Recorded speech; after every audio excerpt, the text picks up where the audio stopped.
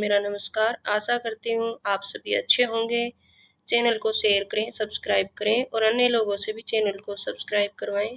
Please ऐसा करके मेरी हेल्प करें। शिव मूर्ति प्रताप नारायण मिश्र।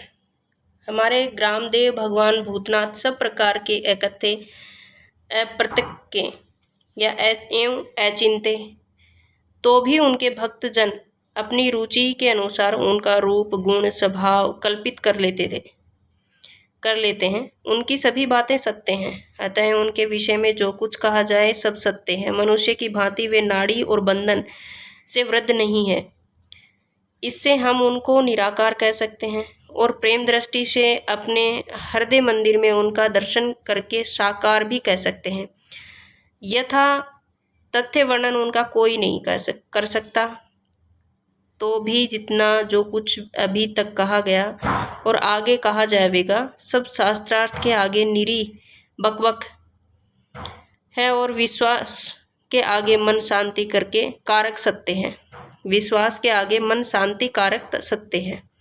महात्मा कबीर ने इस विषय में कहा है कि वह निहायत सच है कि जैसे कोई अंधों के आगे हारथी आवे और कोई उसका नाश बता दे तो सब उसे टटोलेंगे। यह तो संभव ही नहीं कि मनुष्य के बालक की भांति उसे गोद में लेके सब कोई अवयव का ठीक ठीक बोध कर लें। केवल एक अंग टटोल सकते हैं। दांत टटोलने वाला हाथी को खूंटी के समान, कान छूने वाला सूप के समान, पांव स्पर्श करने वाला खंबे के समान कहेगा। दांत टटोलने वाला हाथी को खूंटी के समान और कान छूने वाला सूप के समान, पांव स्पर्श करने वाला खंबे के समान कहेगा। यद्यपि हाथी न खूंटे के समान है न खंबे के, पर कहने वालों की बात झूठी भी नहीं है। उसने भली भांति निश्चय किया है कि वास्तव में हाथी का एक एक अंग वैसा ही है जैसा वे कहते हैं। ठीक यही हाल ईश्वर के विषय में हमारी बुद्धि का है।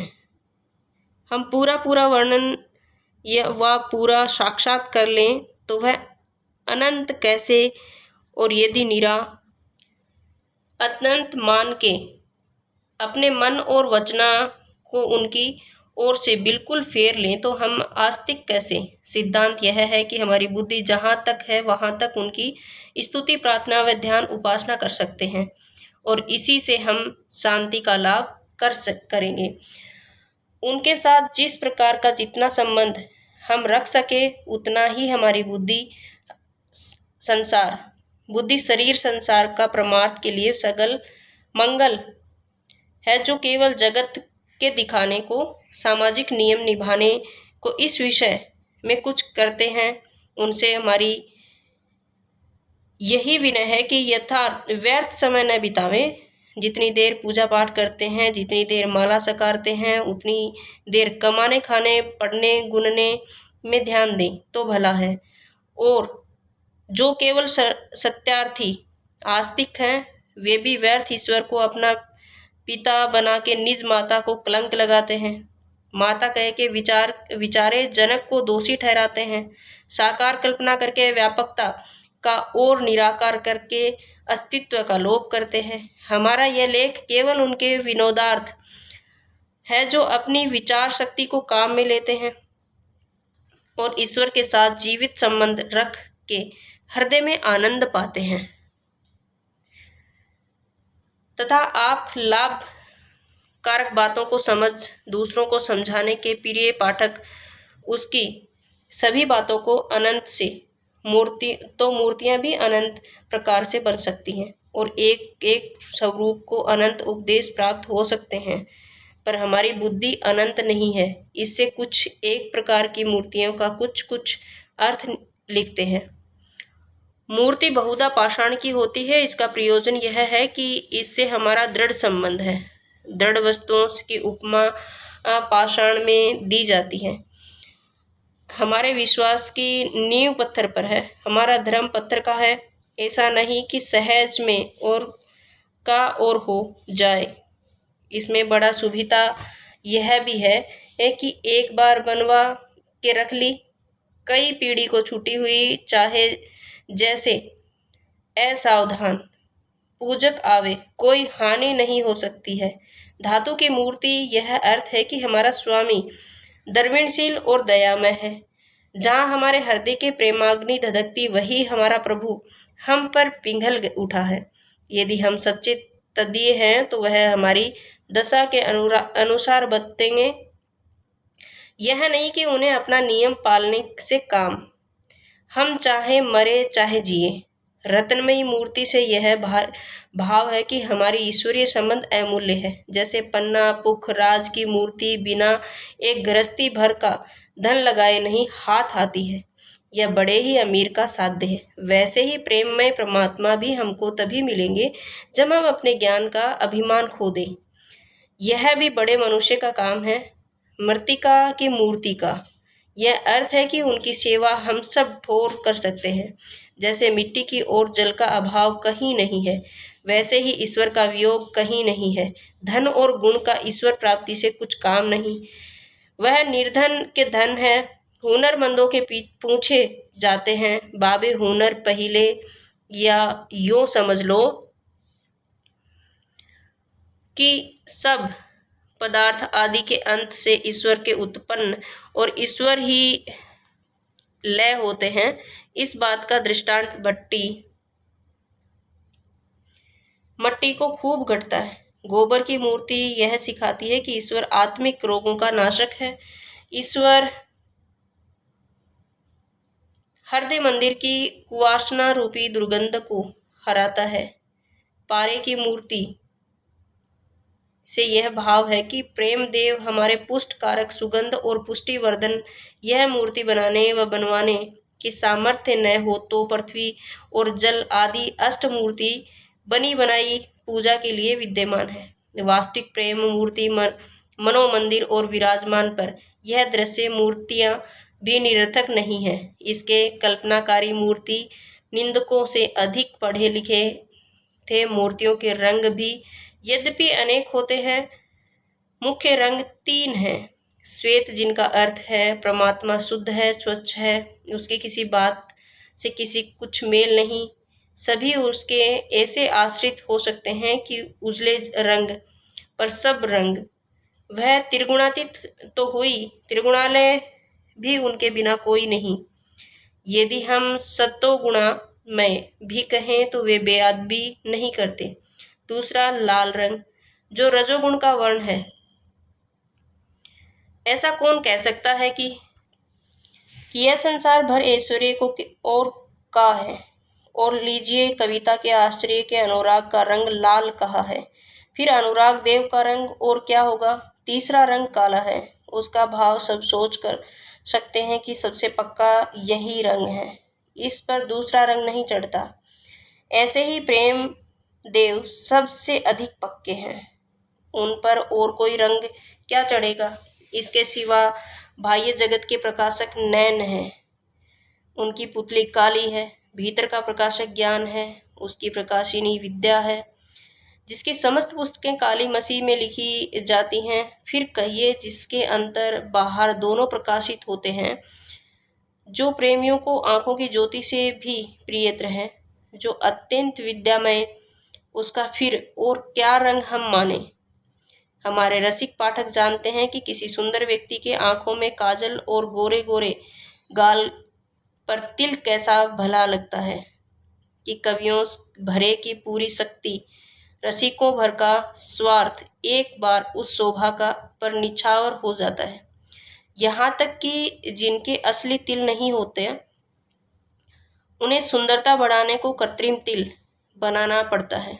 फिर कहिए तो सर्व शोभामय परम सुंदर का कौन सा रंग कल्पना करोगे। समस्त शरीर में सर्वोपरि सिर, उस पर केस कैसे होते हैं। फिर सर्वोत्कृष्ट देवादि देव का और क्या रंग है। यदि कोई बड़ा मैदान हो, लाखों कोस का, और रात को उसका अंत लिया चाहो तो 100 दीपक जलाओगे, पर क्या उनसे उनका छोर देख लोगे। केवल जहाँ दीप ज्योति है वहीं तक देख सकोगे, फिर आगे अंधकार ही तो है। ऐसे ही हमारे अगणित ऋषियों के सब बुद्धि जिनका ठीक हाल ये नहीं, प्रकाश शक्ति उसे अप्रकाशवत न माने तो क्या माने। रामचंद्र, कृष्णचंद्र आदि को अंग्रेजी के जमाने वाले ईश्वर न माने तो भी यह मानना पड़ेगा कि हमारी अपेक्षा ईश्वर से और उनसे अधिक संबंध था। फिर हम क्यों न कहें कि यदि ईश्वर का अस्तित्व है तो इसी रंग का। अब आकारों का ध्यान दीजिए। अधिकतर शिव मूर्ति लिंगाकार होती है, जिससे हाथ पांव मुख कुछ नहीं होते। सब मूर्ति पूजक कह देंगे कि हमको साक्षात ईश्वर नहीं मानते, न उनकी यथातथ्य प्रतिकृति माने, केवल ईश्वर को सेवा करने के लिए एक संकेत चिन्ह मानते हैं। यह बात यदि सौ में ही के घर से निकली, क्योंकि लिंग शब्द का अर्थ ही चिन्ह है। सच यही है, जो वस्तु बाह्य नेत्रों में नहीं देखी जाती उसकी ठीक ठीक मूर्ति ही क्या, आनंद की कैसी मूर्ति, दुख की कैसी मूर्ति, रागिनी की कैसी मूर्ति, केवल चित्तवर्ती, केवल उनके गुणों का कुछ धोतन। बस ठीक शिव मूर्ति यही है। सृष्टि कृत्व, अचिंत्य, अप्रतिमत्व, कई एक बातें लिंगाकार मूर्ति से ज्ञात होती हैं। ईश्वर यावत संसार का उत्पादक है। ईश्वर कैसा है यह बात पूर्ण रूप से कोई नहीं वर्णन कर सकता, अर्थात उसकी सभी बातें गोल है। बस जब सभी बातें गोल हैं तो चिन्ह भी हमने गोलमोल कल्पना कर लिया। यदि न तस्य प्रतिमास्ति का ठीक अर्थ यही है कि ईश्वर प्रतिमा नहीं है, तो इसकी ठीक सिद्धि ज्योतिर्लिंग ही होगी, क्योंकि जिसमें हाथ पांव मुख नेत्राद्रि कुछ भी नहीं, उसे प्रतिमा कौन कह सकता है। पर यदि कोई मोटी बुद्धि वाला कहे कि जो कोई अवयव ही नहीं, तो फिर यही क्यों नहीं कहते कि कुछ नहीं है। हम उत्तर दे सकते हैं कि आंखें हों तो धर्म से यह कह सकते हो कि कुछ नहीं। तात्पर्य यह है कि कुछ है और कुछ नहीं, दोनों बातें ईश्वर के विषय में न कही जा सके और हाँ कहना भी ठीक है एवं नहीं कहना भी ठीक है। इसी भांति शिवलिंग भी समझ लीजिए, वह निर्वैव है पर मूर्ति है। वास्तव में यह विषय ऐसा है कि मन बुद्धि और वाणी को जितना सोचा समझा और कहा जाए उतना ही बढ़ता जाएगा।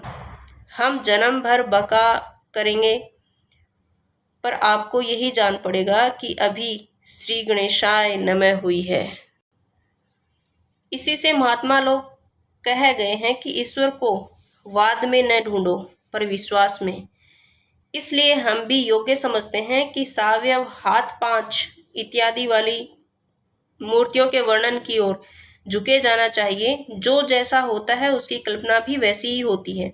यह संसार का जातीय धर्म है कि जो वस्तु हमारे आसपास है उन्हीं पर हमारी बुद्धि दौड़ती है।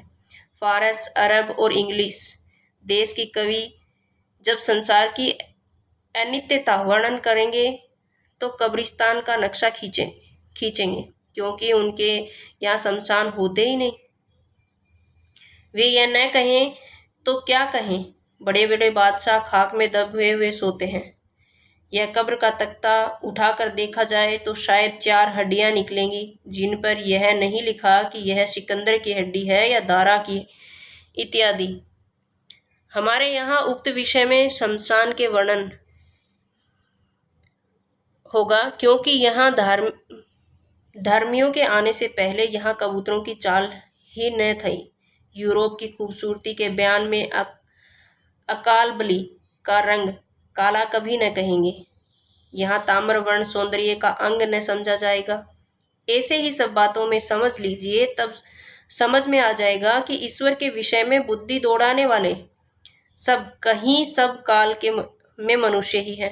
अतः उसके स्वरूप की कल्पना मनुष्य ही के स्वरूप की इसी सब ठोर की गई है। इंजिल और कुरान में भी कहीं कहीं खुदा का दाहिना हाथ या बायां हाथ इत्यादि वर्णित है। बर्च यह खुला हुआ है, लिखा है कि आदम को अपने स्वरूप में बनाया। चाहे जैसी उलटफेर की बातें मौलवी साहब और पादरी साहब कहें, पर उसका यह भाव कहीं न जाएगा कि ईश्वर यदि सावयव है तो उसका भी रूप हमारे ही रूप का सा होगा, हो चाहे जैसा। पर हम यदि ईश्वर को अपना आत्मा मानेंगे तो अवश्य ऐसा ही मान सकते हैं जैसे से प्रत्यक्ष में हमारा उच्च संबंध है। हमारे माता पिता और भाई बंधु राजा रूप, जिनको हम प्रतिष्ठा के आधार पर और आद्य कहते हैं, प्रतिष्ठा के आधार पर और आद्य कहते हैं,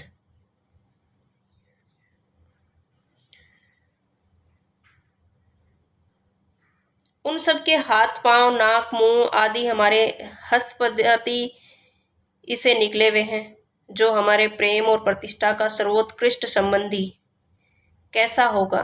बस इसी मत पर सावयव सब मूर्ति मनुष्य की सी मूर्ति बनाई जाती है। विष्णुदेव की सुंदर सौम्य मूर्तियों प्रेमोत्पादनार्थ, क्योंकि खूबसूरती पर चित्त अधिक आकर्षित होता है। भैरवादि की मूर्ति भयानक है, जिसका यह भाव है कि हमारा प्रभु हमारे शत्रुओं के लिए महाभंजक अथच हमारी उसकी मंगलमयी सृष्टि से हलचल डालेंगे तो वह कभी अपेक्षा न करेगा। उसका स्वभाव क्रोधी है, पर शिव मूर्ति में कई एक विशेषता है, उनके द्वारा हम यह उपकार यथामति ग्रहण कर सकते हैं। सिर पर गंगा का चिन्ह होने पर यह भाव है कि गंगा हमारे देश की सांसारिक और परमार्थिक सर्वस्व है। भगवान सदाशिव विश्वव्यापी है, अतः विश्वव्यापी की मूर्ति कल्पना में जगत व असर्वोपरि पदार्थ ही सिर स्थानीय कहा जा सकता है। दूसरा अर्थ यह है कि पुराणों में गंगा की विष्णु के चरण से उत्पत्ति मानी गई है। शिव जी को परम वैष्णव कहा है। उस परम वैष्णवता की पुष्टि इससे उत्तम और क्या हो सकती है कि उनके चरण निर्गत जल को सिरा पर धारण करें। ऐसे ही विष्णु भगवान के परम शैव लिखा है कि भगवान विष्णु नित्य सहस्त्र कमल पुष्पों का सदा शिव की पूजा करते थे। एक दिन एक कमल घट गया तो उन्होंने यह विचार किया कि हमारा नाम नयन कमल नयन है। अपना नेत्र कमल शिव जी के चरण कमल को अर्पण कर दिया। सच यह है कि अधिक श्वेता और क्या हो सकती है। हमारी शास्त्रार्थी भाई ऐसे वर्णन पर अनेक कुर्तक कर सकते हैं, पर उनका उत्तर हम कभी पुराण प्रतिपादन से देंगे। इस अवसर पर हम इतना ही कहेंगे कि ऐसे ऐसे संदेह बिना कविता पढ़े कभी नहीं दूर होने के। हाँ, इतना हम कह सकते हैं कि भगवान विष्णु की शैवता भगवान शिव की वैष्णवता का अलंकारिक वर्णन है। वास्तव में विष्णु अर्थात व्यापक और शिव और कल्याणमय, यह दोनों का ही प्रेम स्वरूप के नाम है। उनका वर्णन पूर्णतः असंभव है। कुछ कुछ गुण एकत्र करके दो स्वरूप कल्पना कर लिए गए हैं। उनमें कवियों को वचन शक्ति के लिए आधार मिले हैं। हमारा मुख्य विषय शिव मूर्ति है और विशेषतः सेवों के धर्म का आधार है। अतः इन पर अप्रत्यक के विषयों को दिग्दर्शन मात्र कथन करके अपने शैव भाइयों से पूछते हैं कि आप भगवान गंगाधर के पूजक होके वैष्णवों के किस बर्ते पर द्वेष रख सकते हैं। यदि धर्म से अधिक मतवालेपन पर श्रद्धा हो तो अपने प्रेमाधार भगवान भोलानाथ को परम वैष्णव तथा एवं गंगाधार कहना छोड़ दीजिए। नहीं तो सच्चा शैव वही हो सकता है जो वैष्णव मात्र को आपको देवता समझे। इस भांति यह भी समझना चाहिए कि गंगा जी परम शक्ति है, जिससे शैवों को शक्तों के साथ भी विरोध अयोग्य है। यद्यपि हमारी समझ में तो आस्तिक मात्र तो किसी इसे द्वेष बुद्धि रखना पाप है, क्योंकि सब हमारे जगदीश ही की प्रजा है, सब हमारे खुदा ही के बंदे हैं। इस नाते सभी हमारे आत्मीय बंधु हैं, पर शैव समाज का वैष्णव और शाक्त लोगों के विशेष संबंध ठहरा। अतः इन्हें तो परस्पर महामैत्री में रहना चाहिए। शैव मूर्ति में अकेली गंगा कितना हित कर सकती है? जितने बुद्धिमान जितना विचारे उतना ही अधिक उपदेश प्राप्त कर सकते हैं। इसलिए हम इस विषय को अपने पाठकों के विचार पर छोड़कर आगे बढ़ते हैं। बहुत मूर्तियों को 5 मुख होते हैं, जिससे हमारी समझ में यह आता है कि यावत संसार और परमार्थ का तत्व तो 4 वेदों में आपको मिल जाएगा, पर यह न समझिएगा कि उनका दर्शन भी वेद विद्या ही से प्राप्त है। जो कुछ 4 वेद सिखलाते हैं, उससे भी कुछ उनका स्वरूप उनका गुण अधिक है। वेद उनकी वाणी है, केवल 4 पुस्तकों पर ही उस वाणी की इति नहीं है। एक मुख और है जिससे प्रेममयी वाणी केवल प्रेमियों के सुनते में आती है। केवल विद्या भामिनी अधिकाधिक 4 वेद द्वारा बड़ी हद 4 फल धर्मार्थ काम मोक्ष पा जाएंगे, पर उनके पंचम मुख संबंधी सुख औरों के लिए है। शिव मूर्ति क्या है और कैसी है, यह बात तो बड़े बड़े ऋषि मुनि भी नहीं कह सकते, पर क्या हम क्या हैं? पर जहाँ तक साधारणतया बहुत सी मूर्तियाँ देखने में आई हैं, उनका कुछ वर्णन हमने यथामति किया है। यद्यपि कोई बड़े बुद्धिमान इस विषय में लिखते हैं तो बहुत सी उत्तमोत्तम बातें और भी लिखते हैं, पर इतने लिखने से भी हमें निश्चय है कि किसी न किसी भाई का कुछ भला हो ही रहेगा। मरने के पीछे कैलाशवास तो विश्वास की बात। हमने न कैलाश देखा न किसी के देखने वाले ऐसे कभी वार्तालाप हुआ पत्र व्यवहार किया। हाँ, यदि होता होगा तो प्रत्येक मूर्ति के पूजक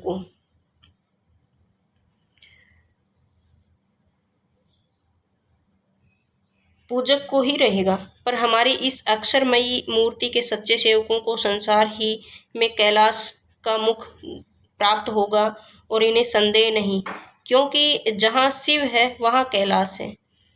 तो जब हमारे हृदय में शिव होंगे तो हमारा हृदय मंदिर क्यों न कैलाश होगा। हे विश्वनाथ, कभी हमारे हृदय मंदिर को कैलाश बनाओगे, कभी वह दिन दिखाओगे कि भारतवासी मात्र केवल तुम्हारे हो जाएं और यह पवित्र भूमि भी कैलाश हो जाए। जिस प्रकार अन्य धातु पाषाणिक निर्मित मूर्तियों का रामनाथ, वैद्यनाथ, आनंदेश्वर, खेरेश्वर आदि नाम होते हैं, वैसे इस अक्षरमयी शिव मूर्ति का अगणित नाम है। हरदेश्वर, मंगलेश्वर, भारतेश्वर इत्यादि, पर मुख्य नाम परमेश्वर है। कोई महाशय प्रेम का ईश्वर न समझे। मुख्य अर्थ है कि प्रेममय ईश्वर। इनका दर्शन भी प्रेम चक्षु के बिना दुर्लभ है। जब अपनी अक्रमण्यता का और उनके एक एक उपकार का सच्चा ध्यान जमेगा, तब अवश्य हृदय उमड़ेगा और नेत्रों से अश्रु धारा बह चलेगी। उस धारा का नाम प्रेम गंगा है।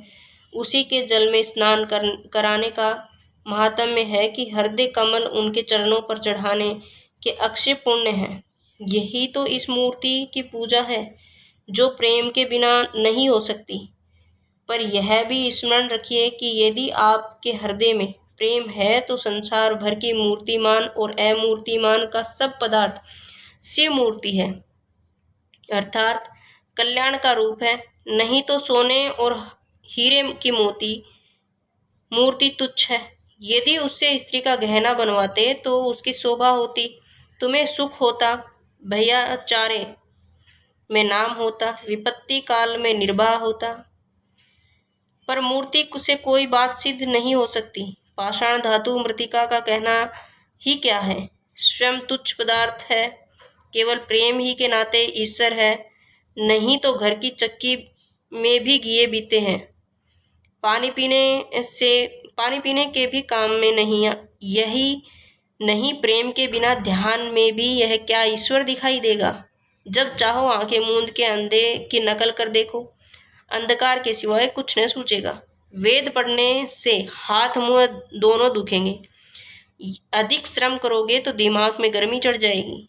खैर, इन बातों के बढ़ाने से क्या है, जहाँ तक सहृदयता के विचार कीजिएगा वहां तक यही सिद्ध होगा कि प्रेम के बिना वेद झगड़े की जगह धर्म के बेसिर पैर के काम, स्वर शेख चिल्ली का महल, मुक्ति प्रेत की बहन, ईश्वर का तो पता ही लगना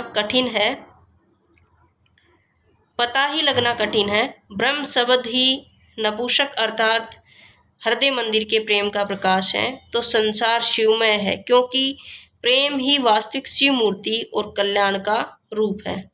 ये शिव मूर्ति का निबंध कंप्लीट हुआ। शिव मूर्ति प्रताप नारायण मिश्र का। चैनल को शेयर करें और सब्सक्राइब करें। धन्यवाद। आज के लिए इतना ही।